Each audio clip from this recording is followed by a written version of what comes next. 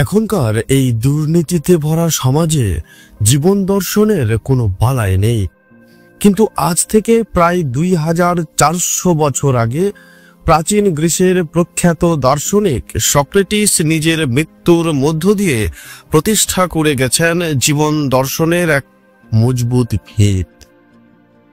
সক্রেটিসের সেই মৃত্যুর প্রাক মুহূর্তের সময়গুলি আমাদের আজকের সমাজে খুব প্রাসঙ্গিক। চাইলেই মৃত্যুকে এড়িয়ে যেতে পারতেন, কিন্তু না, সক্রেটিস তা করেননি। তিনি সগর্বে বলতে পেরেছিলেন, আজীবন আইন মেনেছি, মৃত্যুতে আইন ভাঙব কেন? তিনি আইন ভাঙেননি, মৃত্যুকে আলিঙ্গন করেছেন, আর তাতেই তিনি বেঁচে আছেন। তিনি প্রকৃত মৃত্যুঞ্জয়। সক্রেটিসের বিচার ও মৃত্যুদণ্ড আমাদের শেখায় জীবন দর্শন কতটা মজবুত হওয়া উচিত। সক্রেটিস দর্শনের প্রথম শহীদ। তার বিরুদ্ধে অভিযোগ ছিল দেবতাদের প্রতি ভিন্ন মত প্রকাশ, রাষ্ট্রবিরোধী ষড়যন্ত্র ও তরুণদের বিপদগামী হতে উৎসাহ প্রদান। আসলে সক্রেটিস ছিলেন মুক্ত চিন্তার অধিকারী এক ব্যক্তি, যিনি সবকিছুতেই প্রশ্ন করতেন আর যুক্তি দিয়ে বিচার করতেন। কোনো কিছুই যুক্তি ছাড়া মানতেন না। এতে তিনি তৎকালীন এথেন্সের শাসক ও অধিকাংশ এথেন্সবাসীর কুনজরে পড়েন। তার নামে অভিযোগ হয়, বিচার বসে খোলা মাঠে।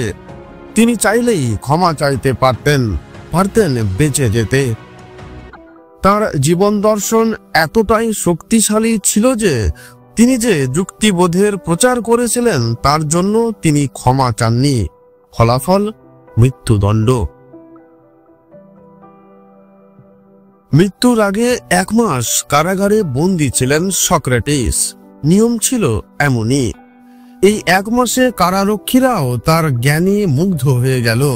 তারা তাকে পালিয়ে যেতে সাহায্য করতে চাইল। সক্রেটিস বিনয়ের সাথে না করে দিলেন। অবশেষে সেই মৃত্যুদণ্ড কার্যকর করার দিনটিও চলে আসলো। জল্লাদ 1 পেয়ালা ভর্তি হেমলক বিষ এনে সক্রেটিসের হাতে দিলেন। আর মাত্র কয়েক মুহূর্ত পরেই চিরকালের মতো বিদায় নেবেন তিনি। অথচ চোখে মুখে নেই বিন্দু মাত্র ভয় বা দুঃখ। মৃদু হাসি মুখে ধীর স্থির শান্ত সক্রেটিস। তিক্ত বিষের পুরো পেয়ালা দ্বিধাহীন ভাবে ঢক ঢক করে পান করে ফেললেন সক্রেটিস। চারপাশে বসে থাকা তার শিষ্যরা তখন চিৎকার করে কাঁদছেন। জল্লাদ নির্দেশ দিলেন, আপনাকে এখন কিছুক্ষণ পায়চারি করতে হবে, যাতে বিষের প্রভাব পুরোটা শরীরে দ্রুত ছড়িয়ে পড়ে। হাই হাই করে উঠলেন সবাই।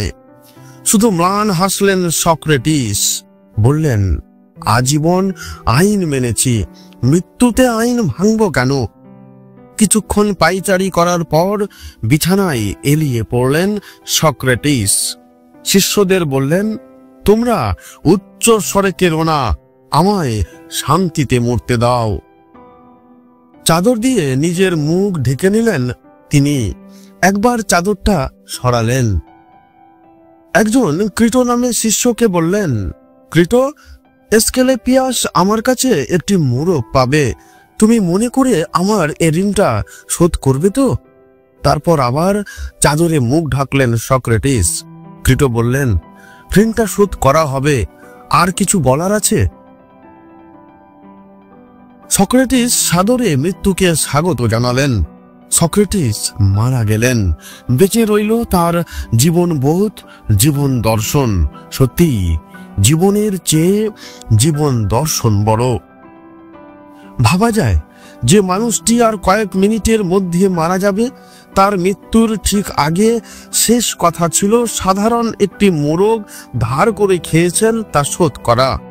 জীবন দর্শন কতটা উচ্চ মানের হলে মৃত্যুর ঠিক আগে এমন কথা উচ্চারণ করা যায়। বন্ধুরা, আজকের মতো এই পর্যন্তই। দেখা হবে নতুন কোনো ভিডিওতে।